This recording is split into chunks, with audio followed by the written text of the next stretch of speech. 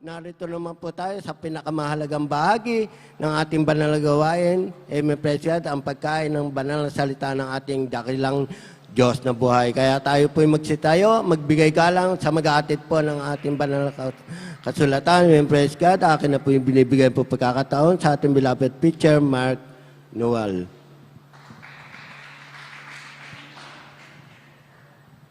Praise the Lord. God bless you po, beloved Brother Orlando Magaling. Praise God.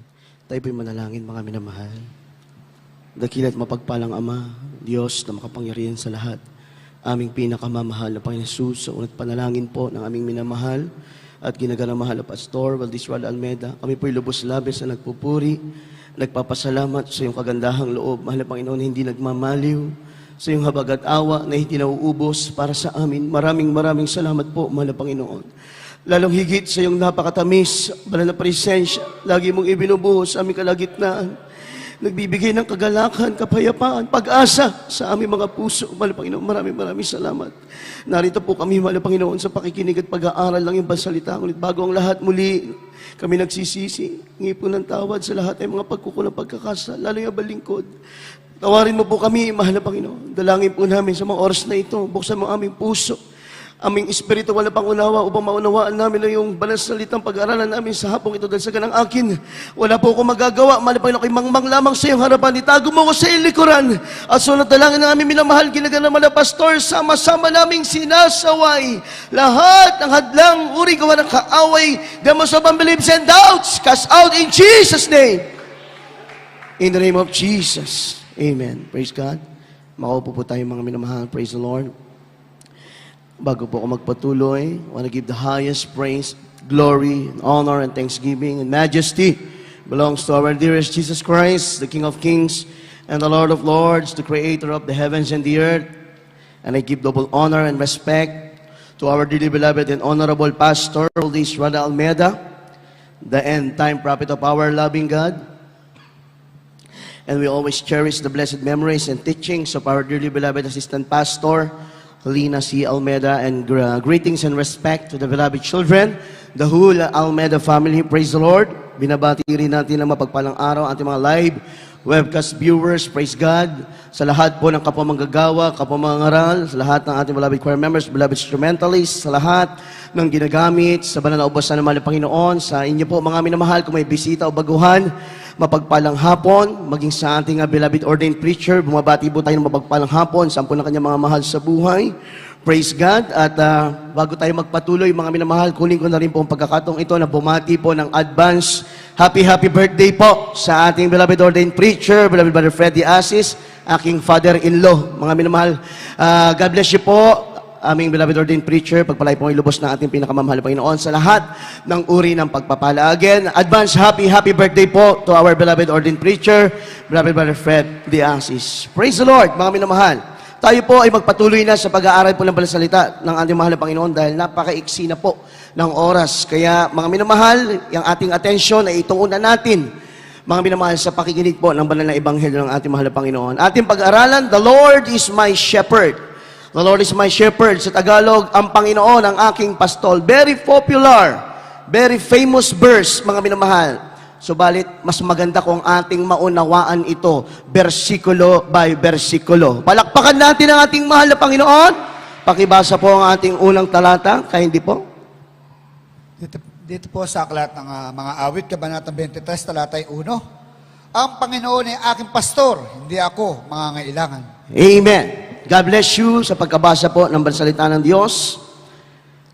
Ang Panginoon ay ang aking pastor, hindi ako mangangailangan. Ang sabi ni David. Alam niyo mga minamahal, tayo po ay nalintulad ng mahal na Panginoon sa isang tupa. Maraming talata sa Biblia na ang mga Kristiyano ay inahalintulad sa tupa. Maraming karakter ng isang tupa, mga minamahal. Everybody say amen. Yung mga tupa, mga minamahal, ang pagkakakilala nila, ang pagkakaunawa ng mga tupa sa mga nagpapastol sa kanila, mga minamahal, ay ang kanilang sandigan. Ang pagkakaalam ng tupan sa mga nagpapastol sa kanila, ito yung lahat sa kanila. Ang isang tupa, mga minamahal, makaramdam ito na matinding takot Makaramdam ito ng pag-aalala, mga minamahal, kapag hindi niya nakikita na sa kanyang tabi o nasa kanyang paligid ang kanyang pastol. Everybody say Amen. Yan ang katotohanan sa literal, mga minamahal. May makita ka bang tupa na nag-iisa, mga minamahal? Kung mayroon ka mang makita na tupang nag-iisa sa gubat, mga minamahal, isa lang ang mangyari doon. Siya ay nasa kapahamakan na. Everybody say Amen. Dahil ang mga tupa, mga minamahal, ay umaasa lamang sa kanilang pastol. Na kung saan sila dadalhin ng kanilang pastol, kung saan sila papakainin, kung saan sila pagpapahingahin, mga minamahal. Sa unang talata ng ating binasa, ang ipinapakita dito sa atin ni Haring David, mga minamahal, ay isang malalim na relasyon sa ating pinakamamahal na Panginoon. Everybody say Amen. Ang sabi niya, ang Panginoon ang aking pastor, hindi ako mangangailangan, mga minamahal. Ibig sabihin, mga minamahal, hindi tayo magkukulang, hindi tayo mangangailangan sa anumang paraan hanggat tayo po ay nasa piling ng ating pastol, which is ang ating pinakamamahal na Panginoon. Ganoon din naman sa literal, mga minamahal. Sa literal, yung nagpapastol ng kanyang mga tupa, siya yung naghahanap ng isang masaganang pastulan. Siya yung naghahanap ng isang matabang damuhan. Siya yung naghahanap ng isang malinis na batis para doon pakainin ang mga tupa, doon pagpahingahin ang mga tupa, doon painumin ang mga nauuhaw na tupa. Everybody say Amen. Ibig sabihin, yung nagpapastol, mga minamahal ng kanyang tupa, ang nagpo-provide ng lahat ng pangangailangan ng kanyang tupa, mga minamahal. Kaya nga, sabi ni Haring David, hindi ako mangangailangan, mga minamahal.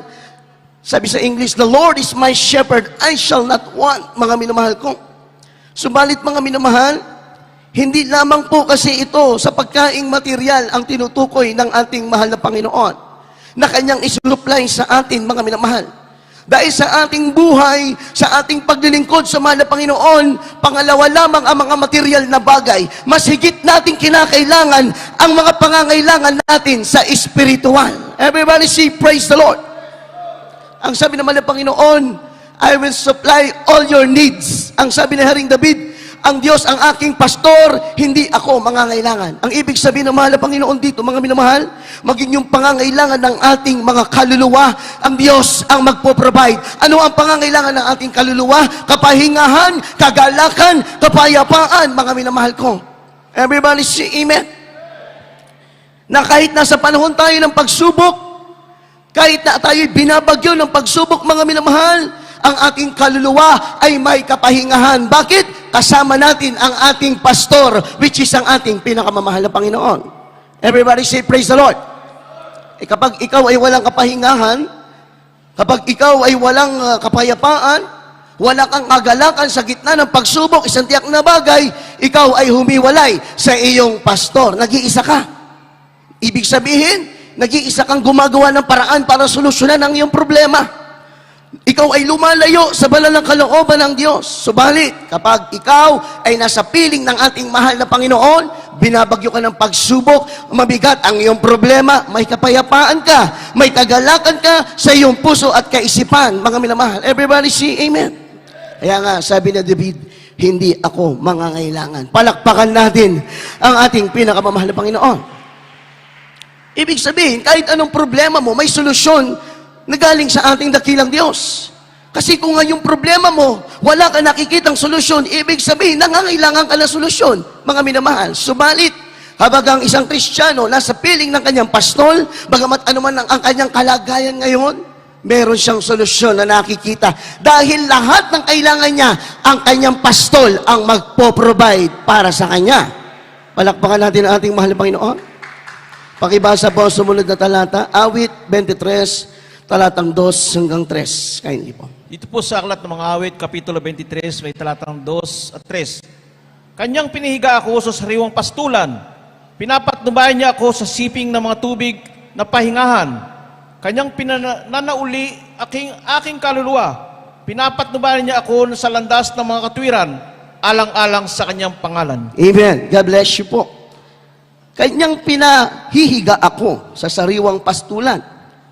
Pinapatnubayan niya ako sa siping ng mga tubig na pahingahan. Kanyang pinapanauli, malalim mga minamahal, pinapanauli ang aking kaluluwa. Pinapatnubayan niya ako sa mga landas ng katwiran, alang-alang sa kanyang pangalan. Alam niyo mga minamahal, ang pastol ng mga tupa, dinadala niya ang kanyang mga tupa doon sa napakagandang lugar. Ang nagpapastol ng tupa, hindi niya dalhin ang kanyang mga tupa doon sa lugar na tuyo ang lupa, mga minamahal. Everybody say amen. Hindi niya dadalhin ang tupa doon sa mga bato-bato. Hindi niya dadalhin ang kanyang tupa doon sa malapit sa mga mababangis na hayop. Ang sabi ng ating talatang binasa, mga minamahal, ang pastol ay pinahihiga niya ang kanyang mga tupa sa sariwang pastulan. Ibig sabihin, mga minamahal, ng sariwang pastulan, ito yung isang lugar na kung saan napakaganda para sa mga tupa. Isang lugar, mga minamahal, na maayos ang pakiramdam ng mga tupa kapag sila'y dinala doon ng kanilang pastol, na kung saan ang mga tupa hindi makaramdam ng takot, hindi makaramdam ng anumang pangamba kapag sila'y dinala ng kanilang pastol doon sa lugar na iyon. Sa ating kapanahunan, ano ang lugar na iyon? Ito yon, ang ating banal na gawain ng ating pinakamamahal na Panginoon. Everybody say, praise the Lord. Kapag nasa banal na gawain ka, ang puso mo punong-puno ng kagalakan. Bagamat bat ka ng problema, marami kang pagsubok, nagagalak ang iyong puso kapag nasa banal na gawain ka ng ating pinakamamahal na Panginoon. Maging iyong kalungkutan, napapalitan ng kaligayahan ng banal na Espiritu ng ating pinakamamahal na Panginoon. Kaya ito yon, mga minamahal na tinutukoy ng Biblia. Ito yung sariwang pastulan.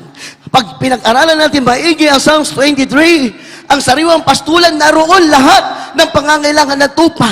Tubig na maiinom kapag ang tupa ay nauhaw, damo ng matataba kapag sila ay nagutom, magandang pakiramdam na pag humiga sila doon sa lupa, mga minamahal, ganoon din. Kapag tayo ay nasa banal na gawain, narito lahat ng pangangailangan ng ating kaluluwa. Kapag ang iyong kaluluwa nauuhaw, makainom ka sa tubig ng buhay, ang ating pinakamamahal na Panginoon. Kapag ang iyong kaluluwa nagugutom, umain ka ng tinapay ng buhay, which is ang ating pinakamamahal na Panginoon. Nandito lahat, mga minamahal. Kaya dito tayo dinadala ng Diyos. Ang totoong tupa ng Diyos, lagi mong makikita sa banal na gawain ng ating pinakamamahal na Panginoon. Ang totoong tupa ng Diyos, hindi mo makikita sa araw ng banal na gawain na nag-iisa, naroon at naroon makikita mo sa banal na gawain ng ating pinakamamahal na Panginoon. Everybody say amen. Ganoon din, mga minamahal, sa paglilingkod natin sa mahal na Panginoon. Dito tayo pinagpapahinga ng Diyos. Marami pag-uusig sa labas. Kaya nga, mga minamahal, paglabas mo pa lang dyan sa pintuan, o paglabas pa lang natin dyan sa gate ng ating pastoral, nakaabang na ang mga kaaway ng Diyos. Mga minamahal. Kaya nga, hindi ka dapat papayag. Huwag mong iiwan ang lugar na ito na hindi ka fully charged ng banal na presensya ng ating pinakamamahal na Panginoon. Dahil paglabas mo pa lang dyan, nakaambala sa iyo ang iba't ibang uri ng gawa ng kaaway. Subalit kapag ang isang tupa busog sa salita ng Diyos, ang isang tupa busog sa tubig ng buhay, ang kapangyarihan ng Diyos ay sumasa iyo. Hindi ka magagawa ng anuman gawa ng kaaway. Palakpakan natin ang ating mahal na Panginoon. Kaya nga, mga minamahal, ang isang tupa, kapag ikaw ay humiwalay sa iyong pastol, wala ka ng protection. Mga minamahal, hindi mo na alam, bigla na lang may sasagpang sa iyo ng mga mababangis na hayop. Mga minamahal, sino magtangkol sa iyo? Mga minamahal, sino ang magbabantay sa iyo? Kaya mga minamahal, hindi tayo, lahat ng ating pangangailangan ay sa atin. Hindi tayo maghahanap ng anumang pangangailangan natin hanggat kasama natin ang ating pastol. Ang pastol ng ating kaluluwa, ang ating pinakamamahal na Panginoon. Everybody say amen. Alam niyo, mga minamahal, di ba yung nagpapastol ng tupa, panahon ng Old Testament, sa baywang nila meron nakasabit dyan na pamalo. At meron silang hawak na tungkod. At yung tungkod na yun, may curve yun na parang pa-letter U sa dulo. Alam mo, mga minamahal, ang ginagawa ng pastol, kapag ang isang tupa lumilihis, kunwari yung nagpapastol ng tupa, may 100 ships. Habang yung isa lumilihis ng landas, hindi tumilihis doon sa landas na dapat nilang tahakin. Ang ginagawa na nagpapastol, susungkitin niya yan, mga minamahal. Gamit yung tukod niya. Masasaktan yung tupa, mga minamahal. Kaya nga, yung pastol, mga minamahal, hinahayaan niya kahit masaktan yung tupa, maibalik niya lang doon sa tamang pastulan, mga minamahal. Ganoon din sa paglilingkod natin. Kaya minsan, habang tayo ay nakakalimot sa mahal na Panginoon, habang tayo hindi nasunod sa kanyang banal na kalooban, minsan kalabitin ka talaga ng ating mahal na Panginoon para lamang huwag kang mawala sa kanyang banal na kalooban. Everybody say, praise the Lord. Palakpakan natin ang ating mahal na Panginoon. Ano bang sinabi ng verse 2? Na tayo ay pinapatnubayan niya sa siping ng tubig ng pahingahan. Ano ibig sabihin nito, mga minamahal? Kapag tayo ay narito sa banal na gawain, mga minamahal, nire-revive po tayo ng ating pinakamamahal na Panginoon. Minsan sa ating paglilingkod, darating yung panlulupaypay. Minsan, dinadaya tayo ng kaaway. Ipinapakita sa iyo ng kaaway yung mahirap mong kalagayan. Ipinapakita sa iyo ng kaaway yung pagsubok mo. Kaya minsan dumarating sa ating paglilingkod na tayo nanlalamig, nanlulupaypay. Subalit kapag ikaw ay dumalo sa banal na gawain, nire-revive ka ng ating pinakamamahal na Panginoon. Inaalis ng Diyos sa iyo yung pag-aalinlangan mo. Inaalis ng Diyos sa iyo yung takot sa puso mo, mga minamahal. Kaya yun ang ibig sabihin ng verse 2, mga minamahal, na tayo pinapatubay niya sa siping ng tubig ng pahingahan. Palakpakan natin ang ating mahal na Panginoon. Everybody say, praise the Lord. Ito yung malalim na Tagalog dito, mga minamahal, ang sabi. Kanyang pinahihiga ko sa sariwang pastulan. Sa verse 3 po pala. Kanyang pinapanauli ang aking kaluluwa. Malalim. Malalim yan, mga minamahal. Ibig sabihin po niyan, mga minamahal, nire-renew niya yung ating lakas, mga minamahal. Ibig sabihin po niyan, mga minamahal, ipinabalik ng Diyos yung ating kaluluwa sa magandang kalagayan. Sa tuwing ikaw ay nasa sariwang pastulan, which is ang ating banal na gawain, binabalik ng Diyos yung iyong kaluluwa sa orihinal na kalagayan. Bakit? Dahil ang kaaway natin, ang si Satanas, mga minamahal, pilit minamantsahan ang ating kaluluwa. Pilit minsan maprovoke ka, magalit ka, mamantsahan ang iyong kaluluwa. Minsan magkasala ang iyong mga mata, namantsahan ang iyong kaluluwa. Subalit kapag pumunta ka sa sariwang pastulan, ang sabi ng Biblia, pinapananguli ng mahal na Panginoon ang iyong kaluluwa, ibinabalik niya sa dalisay na nakalagayan ang iyong kaluluwa. Everybody say amen. Binabalik ng Diyos yung kaluluwa mo sa magandang kalagayan, yung kaluluwang walang mantsa sa paningin ng ating pinakamamahal na Panginoon. Kasi walang ibang ginagawa ang demonyo kundi provokin tayo, tisurin tayo, mga minamahal. Subalit kapag ikaw ay dumadalo sa banal na gawain, nasa sariwa kang pastulan, mga minamahal ko, ang sabi ng talatang binasa natin, pinapanauli ng Diyos ang ating kaluluwa. Ibinabalik niya ang iyong kaluluwa sa malinis na kondisyon, sa isang kondisyong walang mantsa sa harapan ng ating pinakamamahal na Panginoon. Everybody say amen.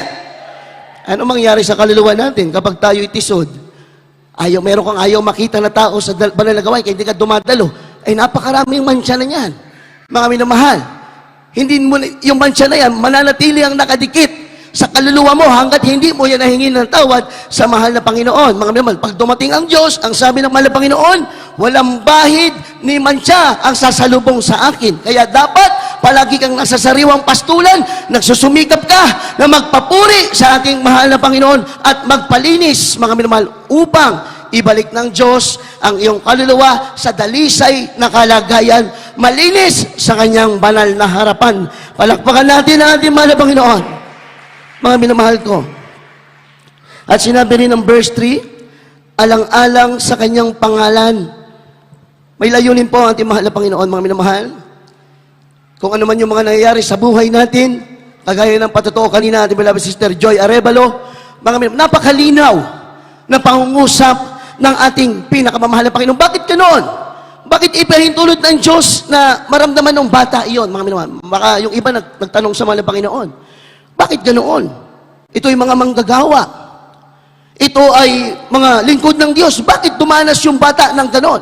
Alam niyo bakit dumanas ng ganoon yung bata, mga minamahal? Isa lang ang pinapatunay, ipinapakita din ng Diyos sa atin. Si Sister Joy Arevalo, ang ating mga kapwamanggagawa, may malalim na relasyon sa ating pinakamamahal na Panginoon. Kapag may relasyon ka sa Diyos, kinakailangan kapag sinabi ito ng Diyos, susunod ka. At kapag hindi ka sumunod, kakalibitin ka ng ating pinakamamahal na Panginoon. Patunay na tayo ay may malalim na relasyon sa ating mahal na Panginoon. Kaya nung tayo tumangi sa Diyos, tayo lumuhod sa mahal na Panginoon, dinilig tayo ng Diyos, pinagaling ang batang ito sa pamamagitan ng panalangin, unat dalangin ng ating mahal na pastor. Everybody say, praise the Lord! Palakpakan natin ang ating pinakamamahal na Panginoon. Pakibasa po, awit 23, talatang 4. Dito po sa mga awit, Kabanata 23, talatay 4. Oo, bagaman ako'y lumalakad sa libis ng lilim ng kamatayan, wala akong katatakutang kasamaan, sapagkat ikaw ay sumasa akin, ang iyong pamalo at ang iyong tungkod ay nagsisialaw sa akin. Praise the Lord! God bless you po sa pagkabasa ng banal salita ng Diyos. Sabi po ni Haring David sa talatang ito, kahit na siya ay lumakad sa lilim ng kamatayan, siya ay hindi matatakot.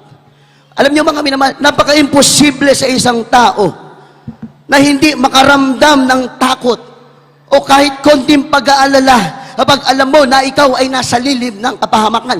Napaka-imposible, mga minamahal. Ngunit iba talaga ang kapanatagan kapag tayo ay nasa ating pinakamamahal na Panginoon. Everybody say amen? Kapag alam natin na ang Diyos ang ating kasama, mga minamahal, kahit lumakad man tayo, mga minamahal, sa apoy, kahit tayo lumakad sa ibabaw ng tubig, alam natin, kasama natin ang ating pinakamamahal na Panginoon. Hindi tayo makakaramdam ng pag-aalinlangan, hindi tayo makakaramdam ng takot, mga minamahal. Everybody say, praise the Lord.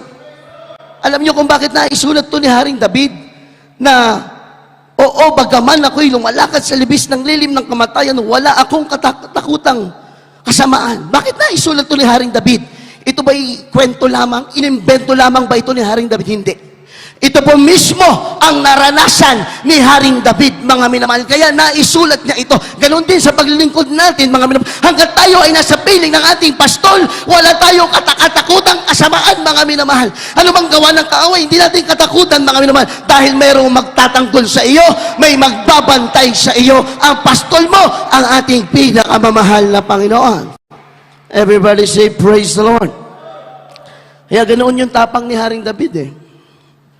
Ganon yung kapanatagan ng kanyang puso. Napaka-imposible, mga minamahal, sa isang tao.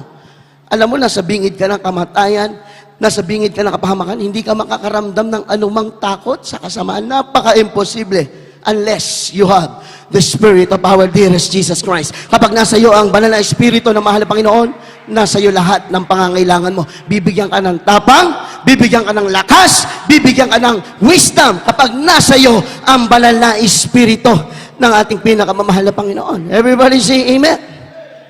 Kaya, mga minamahal, kapag ang isang tao o kapag ang isang Kristiyano, malalim ang relasyon sa Diyos, masyadong aktibo ang Diyos sa ating buhay, mga minamahal.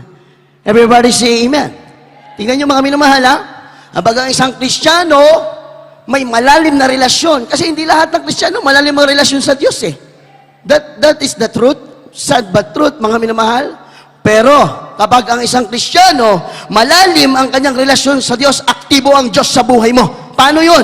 Kahit maliit na panalangin mo, tinutugon ng mahal na Panginoon. Kahit mabilis ang panalangin mo, may resulta. Bakit? Malalim ang relasyon mo sa ating pinakamamahal na Panginoon. Sabi ng Biblia, draw near to God and He will draw near to you.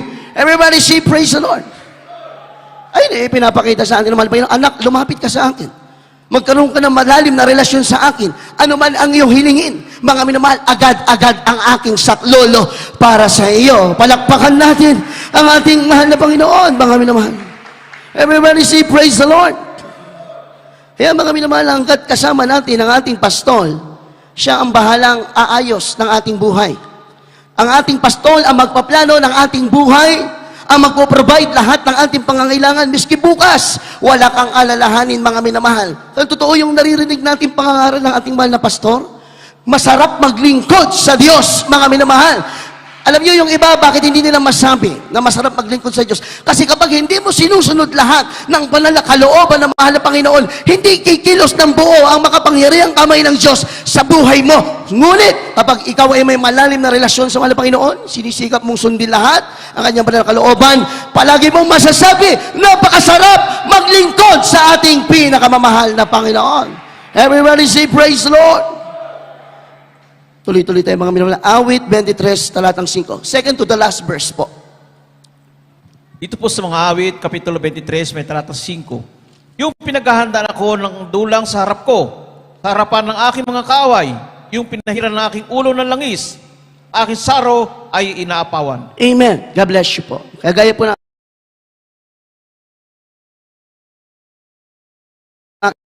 sinabi kanina, itong talatang ito, memorize natin lahat to. Psalms 23, buong chapter. Memorize natin lahat to. Pero ngayon, pinag-aaralan natin, versikulo by versikulo, para malaman natin ano yung ipinahihiwatag sa atin ng ating Panginoon. Sabi dito mga minamahal, talatang 5, yung pinaghahandaan ako ng dulang sa harap ko, sa harapan ng aking mga kaaway, yung pinahira ng aking ulo ng langis, ang aking saro ay inaapawan. Masyadong malalalim ito mga minamahal, subalit i-expound po natin. Sabi rito mga minamahal, tayo daw po ay pinaghahandaan ng dulang. Ano ba yung dulang? Sa English, thou wouldst prepare a table before me in the presence of my enemy. Everybody say amen. Table. Sa English, table, or sa mababaw na Tagalog, lamesa. Ang sabi ng Panginoon, ikaw ay pinaghahandaan ko ng lamesa sa harapan ng iyong mga kaaway. Ano yun, mga minamahal? Ano ang ibig sabihin ng ating pinakamamahal na Panginoon Jesus? Ibig sabihin ng Diyos dito, mga minamahal, sa espiritual na kalagayan. Kapagamat ikaw ay kaharap mo ang iyong mga kaaway, which is sa espiritual na kalagayan, kaharap mo ang iyong mga pagsubok, pinaghanda ka ng Diyos ng lamesa. Sa Biblia, ibig sabihin ng lamesa, pagdiriwang. Ibig sabihin ng pagdiriwang, pagtatagumpay, mga minamahal. Everybody say, praise the Lord! Sa harapan ng iyong kaaway, nakapaligid ang mga pagsubok mo, mga problema, nakapaligid, pinaghanda ka ng Diyos ng lamesa ng pagtatagumpay. Everybody say, praise the Lord! Palakpakan natin ang ating napakabait na Diyos. Napakabuti ng ating pong pinakamamahal na Panginoon. Napakakamanghamanghang gawa, mga minamahal. Sa literal na buhay, sa panahon ng gera, ang mga sundalo, magpalitan niya ng putok ng baril. Magpalitan ng mga missile. Yan ang makikita mo sa literal na warfare. Subalit sa ating pakikipagbaka, bagamat tayo nakikipagpalitan ng spiritual strength sa ating kaaway, nilagyan tayo ng lamesa ng pagdiriwang. Ibig sabihin, mga minamahal, hindi ka makaramdam ng takot, hindi ka makaramdam ng anumang paghihirap sa panahon ng iyong pakikipagbaka. Ang maramdaman mo, kagalakan, pagsasaya, pagdiriwang sa piling ng iyong mahal na Panginoong Jesus. Everybody say, praise the Lord! Napakalalim nito, mga minamahal. Magandang ating pinag-aralan ang ibig sabihin ng Psalms 23. Dahil kapag ikaw ay nasa panahon ng matinding pagsubok, panahon ng kapahamakan, banggitin mo lamang ang mga talatang ito, agad-agad sumasaklolo ang ating pinakamamahal na Panginoon. Palakpakan natin ang dakilang Diyos.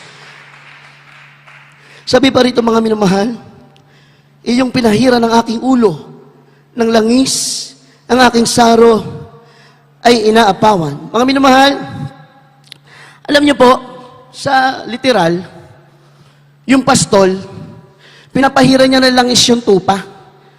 Mga minamahal, nilalagyan niya ng langis yung buong ulo ng tupa. Kasi mga minamahal, kapag yung tupa, hindi nilagyan ng langis ng kanyang pastol, ang nangyayari, maraming insekto ang namamahay sa kanyang tainga. Maraming insekto ang namamahay sa kanyang ilong. Ang nangyayari sa tupa, parang nawawala sa sarili. Bakit? Ikaw ba naman may mga insekto sa iyong tainga at ilong? Kaya ang ginagawa ng tupa, mga minamahal, inuuntog nila yung kanilang ulo sa mga bagay na pwede nilang maiuntog ang kanilang ulo hanggang sila ay mamatay. Sa Bible, ano ang simbolo ng langis? Ano ang isinisimbolo ng langis? Ang isinisimbolo ng langis sa Biblia, banal na espiritu ng ating mahal na Panginoon. Kapag isang Kristiyano na kulang ng banal na espiritu, magugulo ka ng kaaway, makakakilos sa iyo ang kaaway, maging mitsa pa ng iyong kapahamakan. Mga minamahal, yung tupang totoo, ha? Pag hindi napahira ng langis, napapahamak. Ganoon din tayo, mga minamahal. Kapag nagkulang ka ng banal na Espiritu ng Diyos, mahina ka sa tukso, mahina ka sa mga atake ng kaaway, maaari kang matisod, maaari kang manghina, titigin ka sa puro negatibo dahil kulang ka sa langis na galing sa Diyos. Yung tupa nawawala sa sarili, hinampas niya yung ulo niya, kasi hindi niya alam ang gagawin niya Kasi kapag yung tupa may langis, ayaw ng insekto. Yung langis, ayaw niya yung amoy, hindi dadapo. Ganoon din si Satanas. Kapag isang Kristiyano, punong-puno ng banal na Espiritu, ayaw rin si Satanas sa iyo. Hindi lalapit si Satanas sa iyo. May matatakot sa iyo si Satanas. Ilag na ilag sa iyo si Satanas. Mga minamahal, paulit-ulit natin ipinapangaral sa banal na pulpito, huwag pighatiin ang banal na Espiritu ng Diyos. Ito ang ating kalakasan, sandata, sandigan sa ating paglilingkod, sa ating pong pinakamamahal na Panginoon. Palakpakan natin dakilang Diyos, mga minamahal. Alam niyo, mga minamahal, grabe kamangha-mangha ang gawa ng Diyos. Miski siyensya magpapatunay. Alam niyo po, bukod doon sa yung tupa, pag walang langis ay parang mawawala siya sa sarili niya. Mababalisa siya Magulo ang kanyang pakiramdam. Ganun na yung Kristiyano. Kapag wala kang Espiritu ng Diyos, nagkulang ka na. Hindi ka na lagi napupuspos. Pag may problema ka, balisa ka. Kapag may pagsubok ka, hindi mo alam ang gagawin mo. Gagawa ka ng sarili mong hakbangin, kaya napapahamak. Subalit kapag may langis ka ng mahal na Panginoon, which is ang Holy Spirit, mga panatag ka. Panatag ka! Everybody say, praise the Lord! Sabi ng Biblia, the Holy Spirit will lead you to the truth. Ang Diyos, ang banal na Espiritu ang magtuturo sa iyo kapag nasa panahon ka ng kapahamakan, ituturo ng Holy Spirit kung ano ang gagawin mo. Kapag nasa panahon ka ng napakabigat ng pagsubok, ituturo ng Holy Spirit kung ano ang gagawin mo. Kaya hindi tayo magiging kagaya ng tupa na kapag walang langis ay hampas ang ulo, mga minamahal. Everybody say, praise the Lord! Palakpakan natin ang ating mahal na Panginoon. Ano yung sinasabi ko po kanina, mga minamahal, na kamangha-mangha ang gawa ng Diyos, miski siyan siya magpapatunay. Alam niyo yung isang tupa, si Satanas, ang sinisimbolo niya sa Biblia, ahas. Everybody say amen. Ang mahal na Panginoon, nung naging alay, naging sakripisyo, ang tawag sa kanya, Kordero ng Diyos or the Lamb of God. Everybody say amen. Ilan niyo, mga minamahal? Ang isang tupa, literal na tupa muna tayo. Habang isang literal na tupa, natuklaw ng ahas, mga minamahal, masaktan yan. Masasaktan siya kasi may pangil yung ahas. Maring dumugo ng konti. Pero anong mangyayari sa tupa? Makakakain pa rin yung tupa. Makakatulog pa rin yung tupa. Normal lang sa tupa. Bakit? Napakamamandag ng ahas, di ba? Yung tao nga, pag natuklaw ng ahas, segundo lang o minuto lang, patay. Pero alam nyo, natuklasan ng siyensya. Kapag pala ang tupa natuklaw ng makamandag na ahas, kahit ano pang pinakamakamandag na ahas dito sa mundo, pag yung tupa natuklaw ng ahas, hindi pala tumatalab sa dugo ng tupa yung ahas dahil ang dugo ng tupa, anti-venom, mga minamahal, hindi tinatablan ng anumang kamandag. Everybody say, praise the Lord! Is it coincidence, mga minamahal? Nagkataon lang po ba ito? Hindi, mga minamahal. Yan ay sinadya ng ating pinakamamahal na Panginoon. Sabi ng Biblia, kagaya tayo ng tupa, ano ba yung tuklaw ni Satanas sa ating buhay? Pagsubok, problema, pag-uusig, kahirapan. Sa una, pasaktan lang tayo. Sa una, medyo madapa lang tayo. Pero ang katotohanan, hindi tayo mapagtatagumpayan. Sabi ng Biblia, we are washed by the blood of Jesus. We are washed by the blood of Jesus. We are covered by the blood of Jesus. Kaya tandaan mo, huwag mo sabihin mananaig ang pagsubok mo. Huwag mo sabihin mananaig ang karamdaman mo. Huwag mo sabihin mananaig ang iyong kahirapan. You are washed by the blood of Jesus. You are covered by the blood of Jesus. Napatunay ang siyensya. Nagpatunay ang salita ng Diyos. Palakpakan natin. Palakpakan natin. Hallelujah! Purihin ang ating dakilang Diyos. Kaya nga mga minamahal, hindi tayo mapagtatagumpayan ng pagsubok. Kahit gamitin na ni Satanas yung pinakamatindi niyang taktika. Kahit ilabas na ni Satanas yung pinakamatindi niyang sandata para atakihin ka.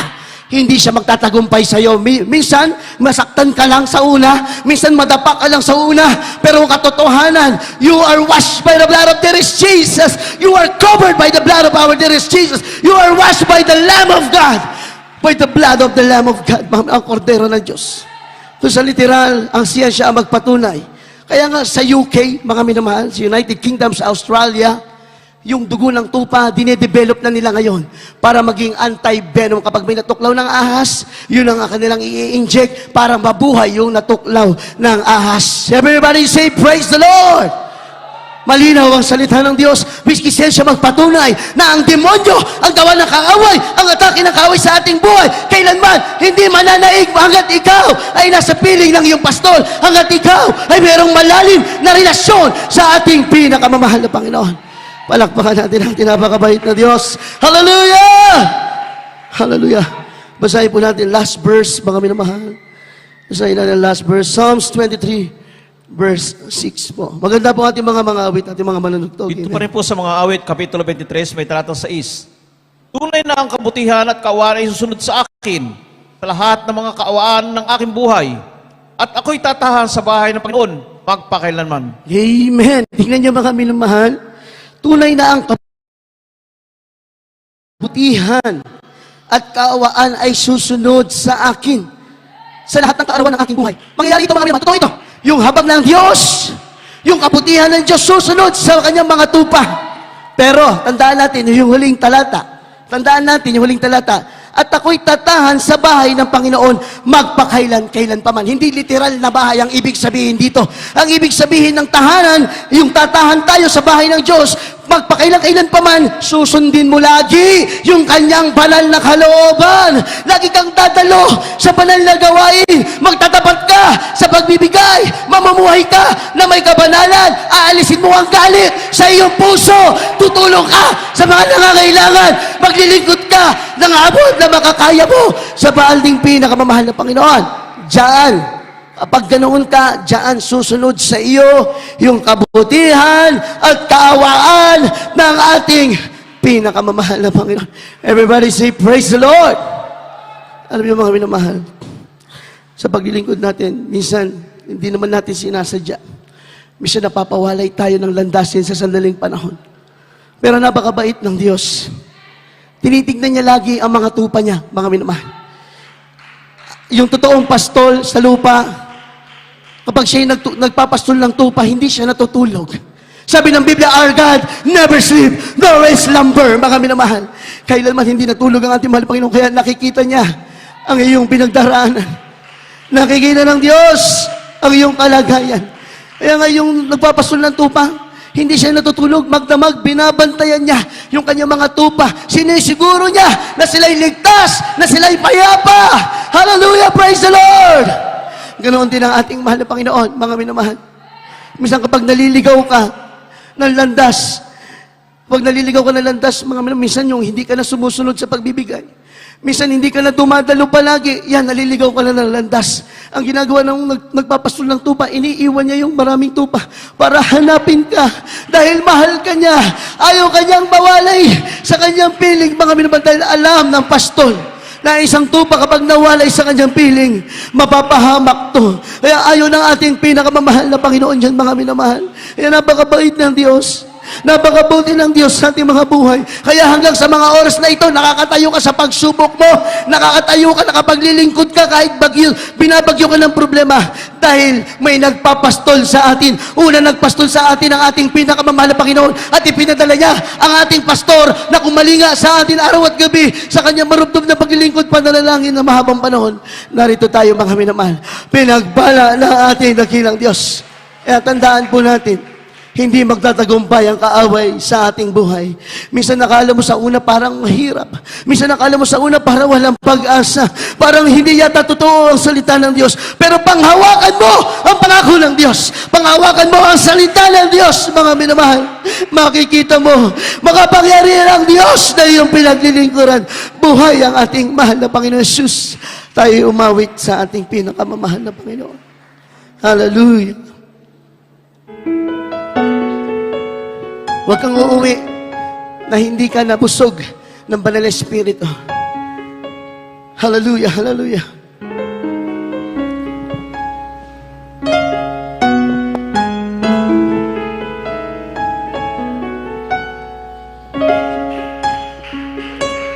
Hallelujah.